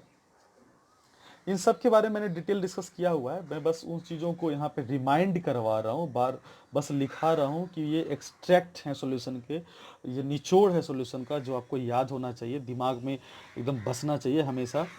ठीक है, तो 7वां पॉइंट देख लेता हूँ मैं। यहाँ पे वेपर प्रेशर का ऑर्डर देख लो। तो वेपर प्रेशर का ऑर्डर तो अभी तुम जस्ट देख ही लिया था, क्या सॉल्वेंट का ज़्यादा होता है और सॉल्यूशन का कम होता है। उसके बाद कहीं कहीं पूछा जाता है तुमसे बॉइलिंग पॉइंट का ऑर्डर, तो फिर से बता दें बॉइलिंग पॉइंट, तो जिसका वेपर प्रेशर ज़्यादा उसका बॉइलिंग पॉइंट कम कह सकते हैं हम लोग। तो सॉल्वेंट का क्या हो जाएगा कम, यानी कि सॉल्यूशन का बॉइलिंग पॉइंट ज़्यादा होता है और सॉल्वेंट का कम। और ये किस तरह के सॉल्यूशन की बात की जा रही है? This is solid in liquid, remember it, मैंने सॉलिड इन लिक्विड पहले लिख रखा है। ये सब बातें सॉलिड इन लिक्विड के लिए सही हैं। इसके बाद एक फ्रीजिंग पॉइंट भी ले ही लेते हैं भाई। फ्रीजिंग पॉइंट का ऑर्डर क्या हो जाएगा? फ्रीजिंग पॉइंट का ऑर्डर, तो फ्रीजिंग पॉइंट जो सॉल्वेंट का होता है वो ज़्यादा होता है फ्रीजिंग पॉइंट सॉल्यूशन से। तो सॉल्वेंट का फ्रीजिंग पॉइंट सॉल्यूशन से ज़्यादा होता है। ठीक है, तो ये रही बात है। अब यहाँ पे एक फॉर्मूला मैंने पीछे तुम लोग बताया था, log P2 by P1 equals to del H by 2.303 R1 by minus into 1 bye T1 minus 1 by T2। तो वो फॉर्मूला यहाँ भी लग सकता है, वो यूनिवर्सल फॉर्मूला है। ठीक है, तो डिफरेंट डिफरेंट टेम्परेचर पे जो डिफरेंट डिफरेंट टेम्परेचर पे डिफरेंट डिफरेंट जो वेपर प्रेशर होता है उसको कैलकुलेट करने के लिए, जैसे मैंने यहाँ बताया तो मैं दिखा देता हूँ तुम लोगों को। जैसे ये जो पॉइंट मैंने डिस्कस किया था ये यूनिवर्सल है, इसलिए मैंने इसको कॉमन में लिख दिया है, ये हर जगह सही है। तो आपको अगर बोला जाए डिफरेंट डिफरेंट टेम्परेचर पे क्या वैल्यू हो जाएगी वेपर प्रेशर की, आप यहाँ से निकाल सकते हैं। ठीक है, तो अब आगे बढ़ते हैं। तो ये अपना वेपर प्रेशर के बारे में जो जानकारी थी वो खत्म हुई। अब हम लोग इसके बाद डिस्कस कर लेते हैं आइडियल और नॉन आइडियल सोल्यूशन के बारे में थोड़ी बात कर लेते हैं हम लोग। ठीक है,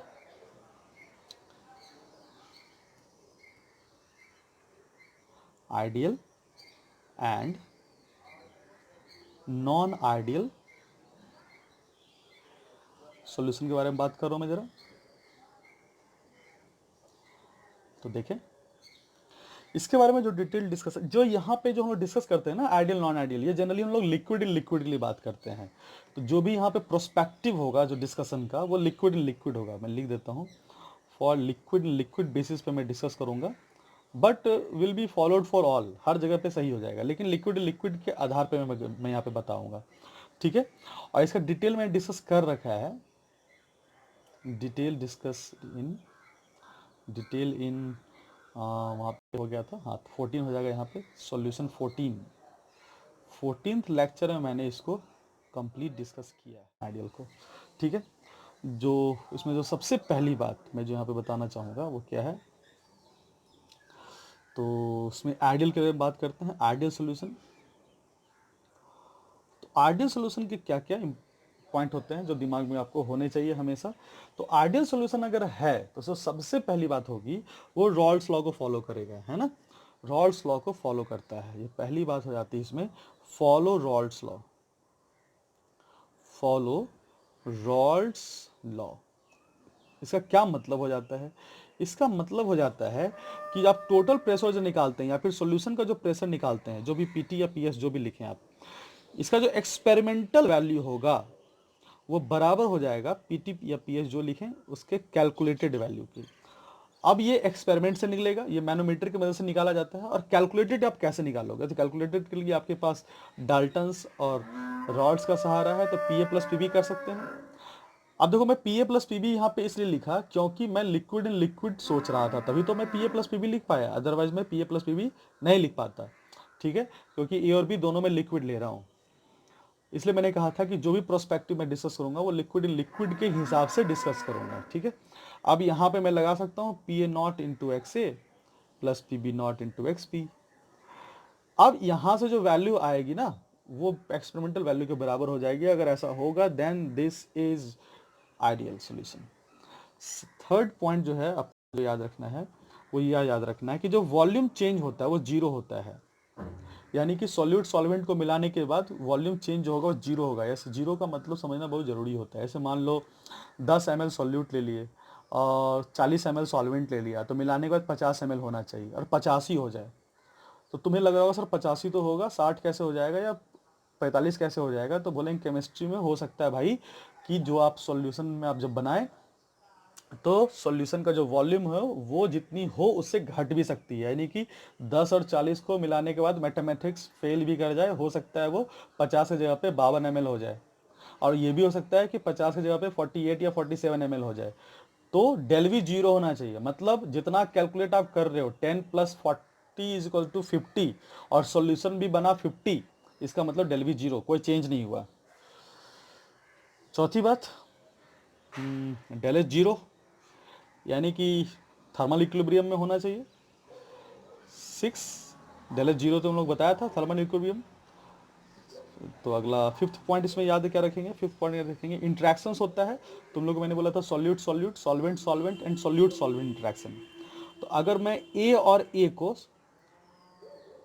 इंटरेक्शन शो करूं कि this is interaction between solute solute interaction, जो बोलो, और इसको हम लोग बी बी यानी कि solvent solvent interaction, solute solute interaction बराबर सॉल्वेंट सॉल्वेंट इंटरेक्शन और बराबर सॉल्यूट सॉल्वेंट इंटरेक्शन हो जाए तो भी यह आइडियल सोल्यूशन है। या फिर इसके जगह पे सॉल्यूट सॉल्वेंट इंटरेक्शन जो हो वह सॉल्वेंट सॉल्वेंट और सॉल्यूट सॉल्वेंट इंटरेक्शन के बराबर के सम के एवरेज के बराबर हो जाए, यानी कि solute solute interactions plus solvent solvent interaction का एवरेज या मीन।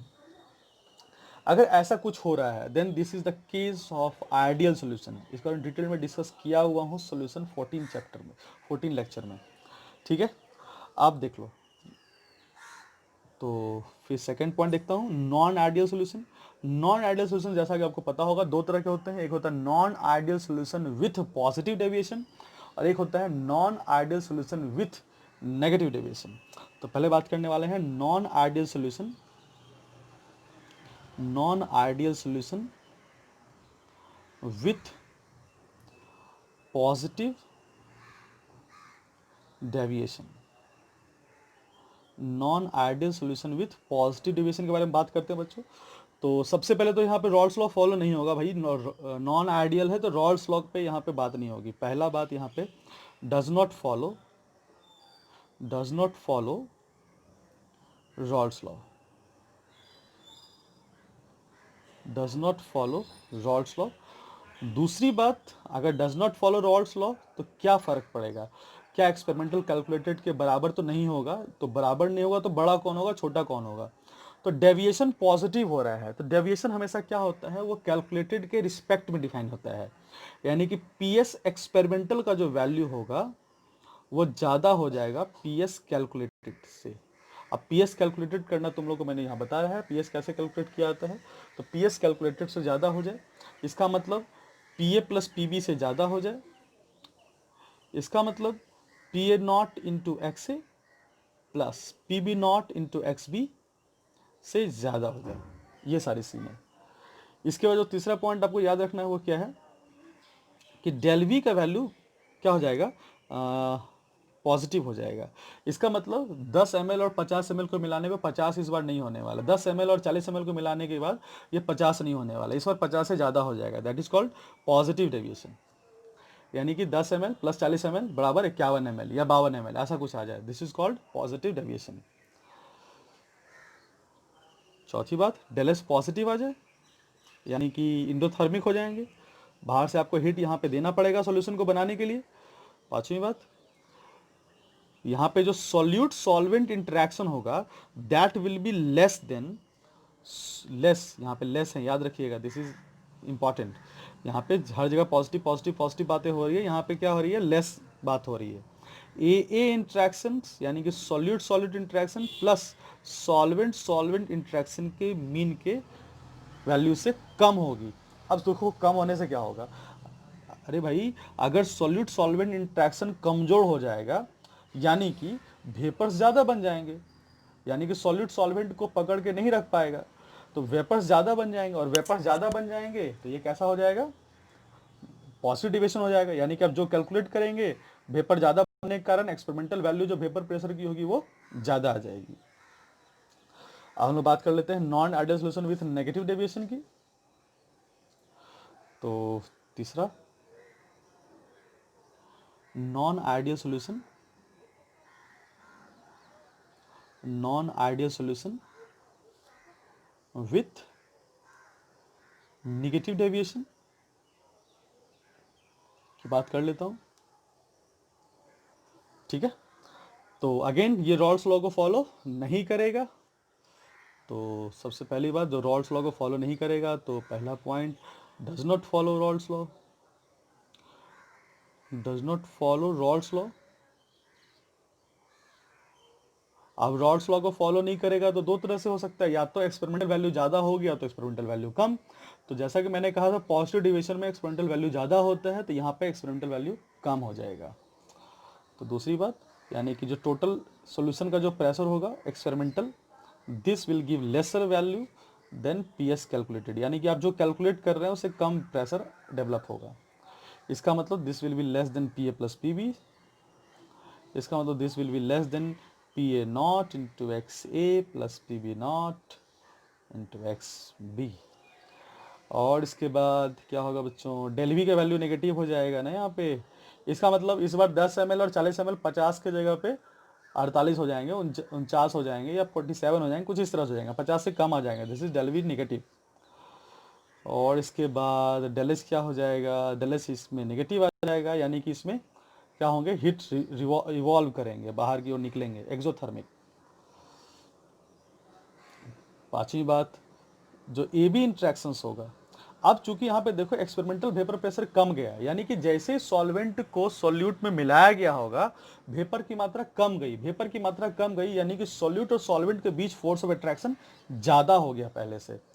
तो ए और बी के बीच में जो इंट्रैक्शन है वो स्ट्रॉन्गर हो जाएंगे, तो स्ट्रॉन्गर बोले तो ज़्यादा, तो ए के रिस्पेक्ट में और बी के रिस्पेक्ट में बात कर रहे हैं, ज़्यादा हो जाएंगे, एवरेज से ज़्यादा हो जाएंगे। ये रही बात। अब थोड़ा सा एग्जाम्पल्स में डिस्कस करूं तो तुमको बता दो बच्चों, अगर आइडियल के लिए बात कर रहा हूं तो आइडियल सोल्यूशन में जो एग्जाम्पल्स आ जाएंगे उसको याद रखना। तो ऐसे तो एग्जाम्पल्स मैंने काफ़ी डिस्कस किया हुआ है, लेकिन यहाँ पे तुमको बता रहा हूँ टेक्निक कि अगर सेम फैमिली हो, इसके एग्जाम्पल्स की बात कर रहा हूँ मैं, सेम फैमिली, सेम फैमिली अगर दिख जाए, सॉल्यूट और सॉल्वेंट अगर सेम फैमिली के हों तो आइडियल सोल्यूशन बनता है। जैसे मान लो दोनों एल्केन आ जाए, जैसे हेक्सेन और हेप्टेन, जैसे एक एल्काइल ब्रोमाइड एल्काइल आयोडाइड, इस तरह के एग्जाम्पल सेम फैमिली। इसके अलावा तो और भी एग्जाम्पल्स होंगे जो आप एनसीईआरटी या फिर जो मैंने पढ़ाया तो उसमें आप जाके देख सकते हैं, लेकिन उसके अलावा सेम फैमिली आपको याद रखना है। कि हो सकता है आपको कहीं कहीं ये काम नहीं कर पाता है, जो आप रट के जाते हैं वहाँ पे दिमाग काम नहीं करता है, तो आप सेम फैमिली भी याद रखेंगे तो मोर और लेस आप एक्सट्रैक्ट कर सकते हैं आपका आंसर क्या होगा, एलिमिनेशन मेथड लगा के आप बता सकते हैं क्वेश्चन को। हेक्सेन प्लस हेप्टेन, अब देखा जाए यहाँ पे दोनों सेम फैमिली है, एल्केन एल्केन, या फिर alkyl bromide plus alkyl iodide, देखो इथाइल ब्रोमाइड इथाइल आयोडाइड दोनों सेम फैमिली के हैं। तो इस तरह से अगर कोई मिक्सर मिल रहा है, इस तरह कोई सोल्यूशन मिल रहा है, दैट इज द पॉसिबिलिटी कि भाई ये आइडियल ही होगा। अब इसमें क्या टेक्निक तुमको सिखा देता हूँ, इसमें टेक्निक सिखाता हूँ कि अगर सॉल्यूशन बनाने में जो तुम्हारा लिक्विड है, अगर एक लिक्विड तुम्हारा अल्कोहल है, तो चांसेस है कि वह पॉजिटिव डेविएशन ही शो करेगा। ठीक है, तो इसमें मैं एग्जांपल्स में बताता हूँ, इसे और सारे एग्जांपल्स मैंने पढ़ाए हुए हैं, बस यहाँ पे मैं जो टेक्निक है वो बता रहा हूँ। उसके अलावा भी कुछ पूछा जाए तो आप दिमाग लगा सकते हो। If alcohol is one, alcohol is one liquid, तो अगर अल्कोहल कोई एक लिक्विड है तो इसका मतलब पॉजिटिव, दोनों लिक्विड नहीं, कोई एक लिक्विड अगर अल्कोहल है तो पॉजिटिव डेविएशन के चांसेस ज़्यादा होते हैं, क्योंकि अल्कोहल के बीच में हाइड्रोजन बॉन्डिंग हो जाती है। और अगर उसमें कोई सॉल्यूट अगर डाल दें तो हाइड्रोजन बॉन्डिंग कम हो जाएगी, हाइड्रोजन बॉन्डिंग कम हो जाएगी तो वेपर प्रेशर ज़्यादा हो जाएगा, क्योंकि फोर्स ऑफ अट्रैक्शन कमजोर हो जाएगा। इस तरह से कॉन्सेप्ट में, तो अगर अल्कोहल एज वन लिक्विड है तो ज़्यादा चांस है कि वह पॉजिटिव डेविएशन ही शो करेगा। जैसे कि इथाइल अल्कोहल में या मिथाइल अल्कोहल है, CH3OH में आप वाटर मिला दें, दिस इज पॉजिटिव डेविएशन का एग्जांपल।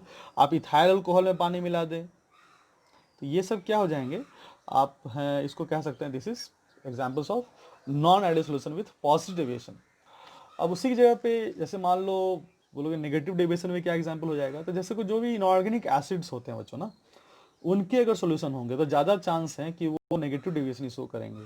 तो ये सब टेक्निक है, एग्जाम्पल्स देख लिया जाए। इफ इनऑर्गेनिक एसिड,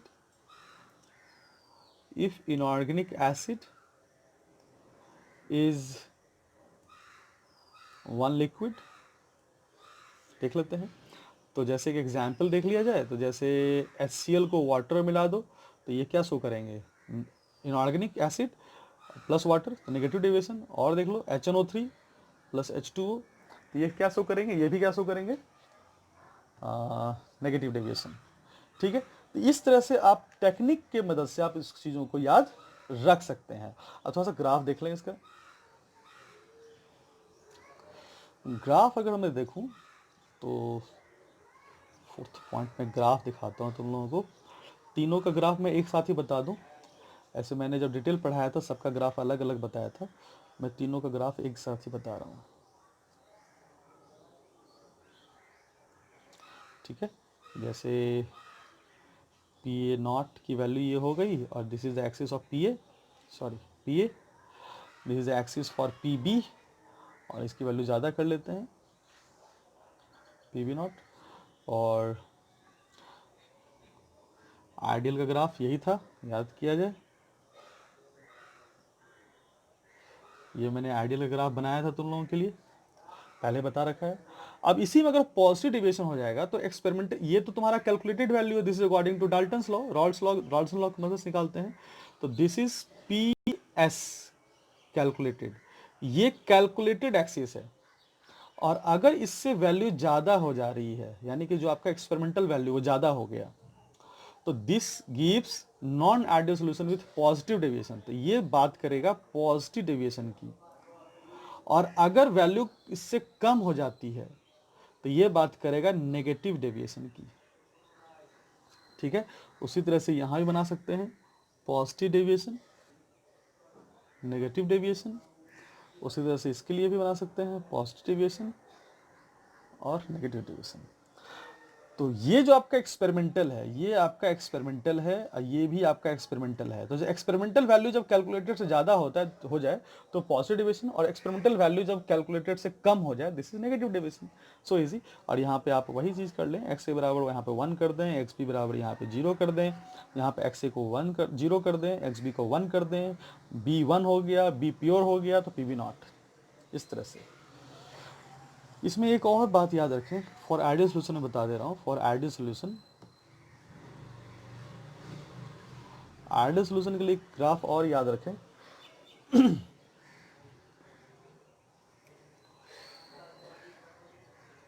ये जो मैं बना रहा हूँ ये एनर्जी ग्राफ है, जूल पर mole with respect to mole fraction graph, mole fraction.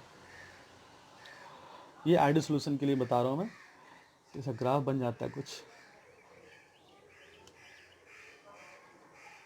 इस तरह से बन जाता है, और ये जो एक्सिस होता है, यानी कि यहाँ पे जूल के लिए बता रहा हूँ, तो डेल एच की जो वैल्यू होगी, सबसे पहले बताओ आइडियल सोल्यूशन के लिए क्या होता है, डेल एच की वैल्यू जीरो होती है, तो यानी कि डेल एच की वैल्यू जीरो होगी और ये जीरो है, तो यानी कि डेल एच की वैल्यू यहाँ पे जीरो हो जाएगी। This is del H of the mixture, ठीक है।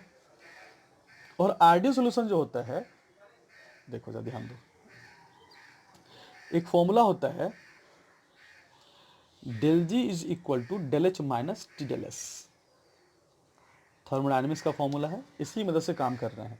अब चूंकि डेल एच जीरो हो गया, तो डेल एच जीरो हो जाएगा, तो डेल जी बराबर क्या हो जाएगा, टी डेल एस, तो डेल जी बराबर टी डेल एस होता है। और आइडियल सोल्यूशन के लिए डेल जी हमेशा नेगेटिव होता है, यानी कि नेगेटिव वैल्यू जो देगा वो मान लेते हैं ये जो वैल्यू है, दिस इज दिस कर्व्स, जो वैल्यू देता है this is del G of the mixture, क्योंकि डेल जी हमेशा आइडियल सोल्यूशन का नेगेटिव होता है। मैं लिख देता हूँ इस चीज़ को कि del H of the mixture zero होता है, जो कि पहले ही बोला था मैंने। और दूसरी बात जो मैं बोल रहा हूँ, डेल जी मिक्सचर जो होता है, गिब्स फ्री एनर्जी जो होता है चेंज, ये हमेशा नेगेटिव होता है आइडियल के लिए, हमेशा याद रखेंगे बच्चों इसको। और अगर यह नेगेटिव है और यह जीरो है, तो टी डेल एस पॉजिटिव हो जाएगा, यानी कि ये जो ग्राफ है, ये जो ग्राफ है, ये हो जाएगा टी डेल एस का graph, T del S of the mixture, T del S of the mixture. और एक बात और, जब ये जीरो है तो ये दोनों की जो मैग्नीट्यूड होगी वो आपस में बराबर हो जाएगी, यानी कि ये जितना डिस्टेंस होगा और ये जितना डिस्टेंस होगा दोनों आपस में बराबर होगा। यानी कि अगर इसको हम लोग कहें, इसका वैल्यू, इस पीक का वैल्यू अगर हम प्लस एक्स बोल देते हैं, तो इस पीक का वैल्यू माइनस एक्स जूल पर मोल होगा, ठीक है। तो यहाँ से हम लोग देख रहे हैं कि डेल एच मिक्सचर जीरो होना है, डेल जी मिक्सचर नेगेटिव होना है, तो यहाँ पे देखा जा रहा है टी डेल एस जो होगा वो पॉजिटिव होगा, टी डेल एस मिक्सचर हमेशा पॉजिटिव ही होगा, ठीक है। ये सब आइडियल सोल्यूशन की बात कर रहा हूँ मैं। उसके बाद डेल जी निगेटिव का मतलब होता है स्पॉन्टेनियस, याद रखिएगा इसको, ये स्पॉन्टेनियस होगा। और इसमें एक बात और बता दूँ, डेल वी भी जीरो होगा, मैंने बता रखा था आइडियल सोल्यूशन के लिए डेल वी जीरो होता है मिक्सचर का, डेल वी जीरो होगा। और डेल जी बराबर माइनस टी डेल एस होगा, इसका मतलब डेल जी का मैग्नीट्यूड बराबर टी डेल एस का मैग्नीट्यूड होगा, इसलिए तो ये हाइट आपस में बराबर होगी। इसके बाद डेल एस जो होगा, डेल एस मतलब मिक्सचर का डेल एस या सोल्यूशन का डेल एक्स इन रैंडमनेस, ये हमेशा ज़्यादा हो जाएगा, यानी कि ये पॉजिटिव होगा। और उसी के रिस्पेक्ट में इंट्रॉपी का भी डेल एस निकाला जाता है, ये सॉरी सराउंडिंग का भी इंट्रॉपी चेंज निकाला जाता है, तो डेल एस सराउंडिंग इसमें आपका नेगेटिव हो जाएगा, यानी कि लेस देन जीरो। तो पॉजिटिव और नेगेटिव को लेस देन जीरो और ग्रेटर देन जीरो के टर्म में भी डिफाइन किया जाता है। अब डेल जी को डिफाइन करने के लिए एक बहुत ही इंपॉर्टेंट फॉर्मूला है, इसी के लिए बता रहा हूँ, आइडियल सोल्यूशन के लिए आप लगा सकते हैं कि कभी कभी आपको हो सकता है डेल जी के बारे में बोल दे कि भाई डेल जी कैलकुलेट करो, तो इसी में आइडियल सोल्यूशन के बारे में बता रहा हूँ मैं कि del G is equal to, एक फॉर्मूला बहुत इंपॉर्टेंट होता है 2.303 RT, मैंने बताया था N1 log x1 plus N2 log x2। ये फॉर्मूला आपको काफ़ी काम आता है। ये कब काम आता है, जब आपको सॉल्यूट और सॉल्वेंट का क्या दिया हो, मोल दिया हो, ठीक है, और आपको पूछा जा रहा हो कि एंट्रोपी चेंज क्या होगा, ये sorry Gibbs free energy change क्या होगा, ये पूछा जा रहा है, या फिर enthalpy change, Gibbs free energy change आपको दे दे और आपको बोल दिया जाए कि सॉल्यूट और सॉल्वेंट का मोल फ्रैक्शन कितना होगा। इस तरह के क्वेश्चन आपको पूछे जा सकते हैं, या सॉल्यूट सॉल्वेंट का मोल फ्रैक्शन दे दे और तो आपसे पूछा जाए डेल जी अभी आपको दे दे, तो मोल भी पूछा जा सकता है कि कितने मोल सॉल्यूट है कितने मोल सॉल्वेंट। इस तरह के क्वेश्चन इसमें काफ़ी पूछे जाते हैं। तो यहाँ पे N1 N2 बता दूं, तो N1 एंड N2 क्या है, this is a number of mole of solute and solvent, mole of solute and solvent respectively.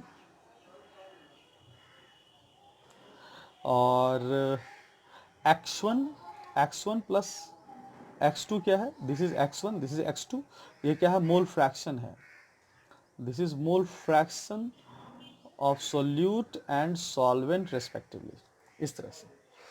तो इतनी बात अगर आइडियल नॉन आइडियल अगर याद रखते हैं तो आई थिंक आपको कभी दिक्कत नहीं होने वाली है। इसके आगे बात देखते हैं, ये अपना आइडियल नॉन आइडियल खत्म होता है, अगला टॉपिक है आपका फ्रैक्शनल डिस्टिलेशन के बारे में आपको क्या याद रखना चाहिए।